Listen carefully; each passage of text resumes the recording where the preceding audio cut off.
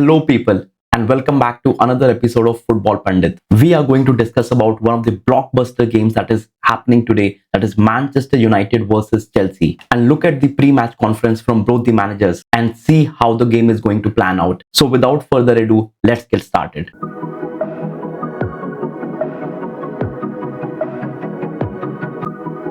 So let's start with the best news first. There are three positive takeaways for Manchester United fans. The first one is Mount is back. The second is Cunha is back as well.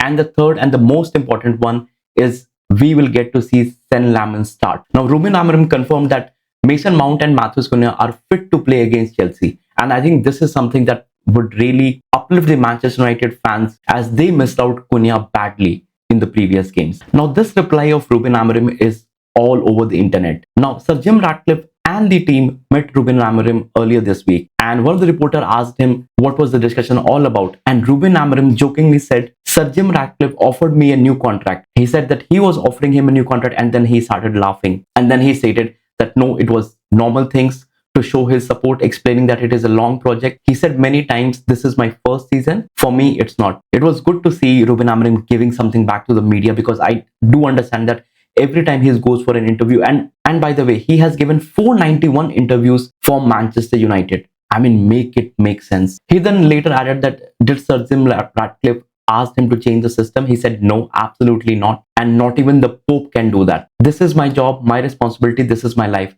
The system will have an evolution and I'm doing things my way. I hope I will have the time to change. And I do understand that the time is running out for him, because if you see here, he has the least win percentage for any of the Manchester United managers. Ferguson has the most with close to 60% win rate. Mourinho had 59%. Ten Hag even had 54%. But for Amorim, it is 36%, which is the lowest. When Harry Maguire was asked about Amorim's system and if it is really working for the team, he said, I think the formation is an easy one to go at because we are playing something a bit different to everybody else. The formation has been fine.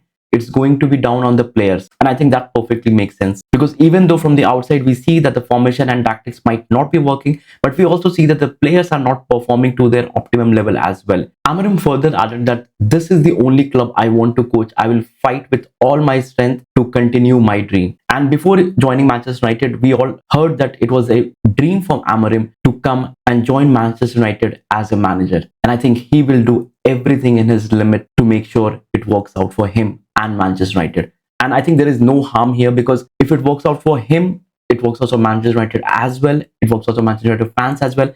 And I think all of these three people want Manchester United to succeed at the end of the day. So even if it works out for one, it works out for everybody else. He was further questioned about the brilliant performance and the goals from Marcus Rashford in the Champions League game earlier, to which he said, how do I feel seeing Rashford scored for Barcelona?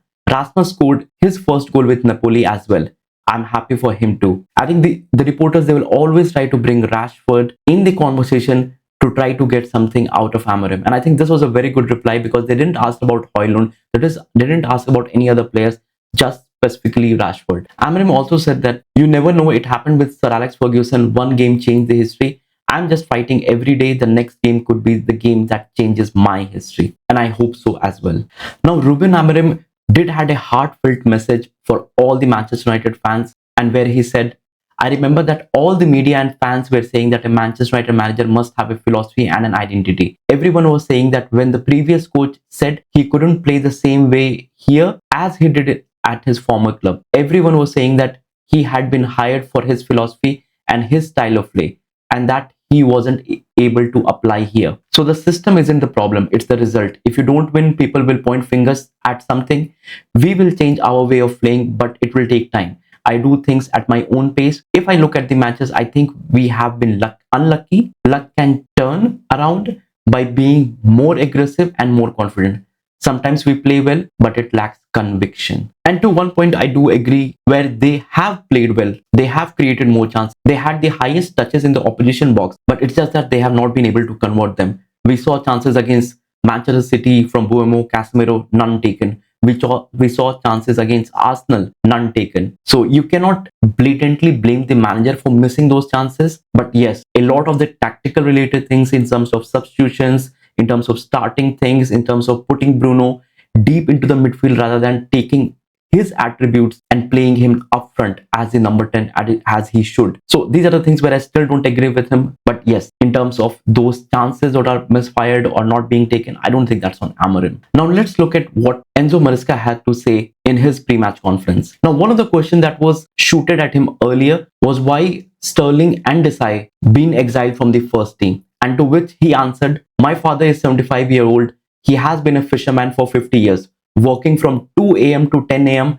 This is hard, not being a footballer." And I think this is where he clearly hits at maybe the work ethic, the discipline, and some of the other qualities that he would be looking at these players, and he's not finding them. And that's why he has exiled them. For Sterling, it makes sense because he has not been performing. We got him at Arsenal. He didn't pull up any strings there. But for the other one, I think it might have to do with more work ethic related things. When he was asked about Rúben Amorim, he said, "I really appreciate Rúben Amorim. He's a magnificent manager. Sometimes you can struggle a little bit more or less at the start of the project. I have no doubt he's a fantastic manager. I watched his games since he's in Sporting." So I think a lot of appreciation there for Rúben Amorim. I don't know why this question was even asked, but he was asked if he would like to join any other club or he wants to manage any other club right now.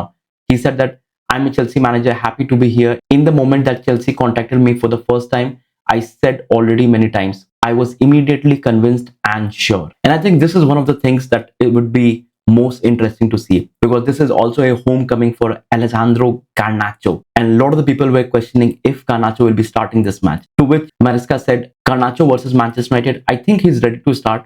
In the last 2 games, he was inside very good. We are happy in the way he is adapting to our style. But I personally don't think that he will start Garnacho, but he will surely bring him from the bench." But let me know, what do you think? Should Garnacho be starting or should he be brought on from the bench? He also later added that, "I will chat with Garnacho if we decide to start him. I want to see how he would react. Players need time to adapt. It's a normal process. At Brentford, 2 or 3 minutes before the goal, we considered exactly the same with player behind Garnacho was alone again." So again, like I said, I think he is going to bring him from the bench and not start. When he was asked about Estevao, he said Estevao can be great in all attacking position. His talent is very good. He's a top player, but he's 18. He needs time. And I think we have already seen glimpses of his technical ability at just 18 years of age. Maresca also said, "If you keep the ball in the right way but are not able to defend, then something is wrong. When we are attacking, we try to be prepared to defend, and also we try to be aggressive to recover the ball as soon as possible." And I think this is something that we have seen in Chelsea. If you take the PSG game, where they completely blew out PSG by making them taste their own style of play, because Chelsea were almost every time trying to press them high up, to which PSG suffocated, and ultimately you know the result, what happened in the Club World Cup final. But in this style of play, if you lose the ball, you become defensively weak because most of the players are pushed high up to apply that pressure.